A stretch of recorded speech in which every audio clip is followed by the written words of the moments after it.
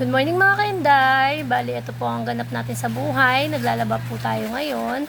Dahil kaya ako naglalaba ngayon, dapat bukas pa dapat talaga ako maglalaba. Bali, naglaba ako ngayon kasi umihi ang aking pamangkin sa aking kubrekama. At ako'y naiinis, kaya napalaba ako agad-agad. Kasi alam mo naman ang inyong hinday, pag may naaamoy na mabaho, nababad trip ako talaga, umiinit talaga ang aking ulo. Kaya ayan mga kainday, biglang naglaba talaga ang yung inday. Kaya no choice tayo, kailangan natin yan labahan dahil mamamanghi talaga tayo kapag hindi talaga natin yan labahan.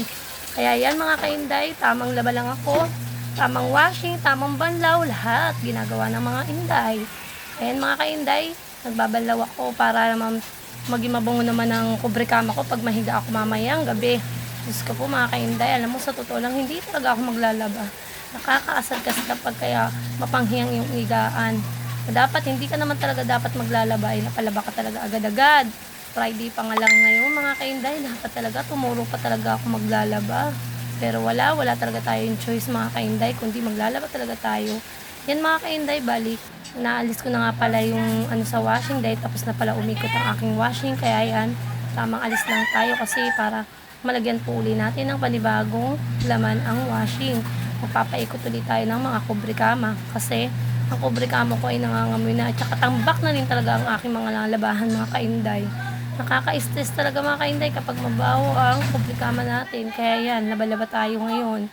Wala tayong choice, kaya yan, maglalaba tayo. Bali yan mga kainday, kinukuha ko lang ang sabon kasi lalagyan ko ng sabon yung dahil nilagay ko na yung kubrekama dyan, pinas-forward ko na rin kasi mga kainday. Bali yan, papaikot ko na rin kasi siya para maikot na siya at bumango naman ang kubrekama ko talaga naman.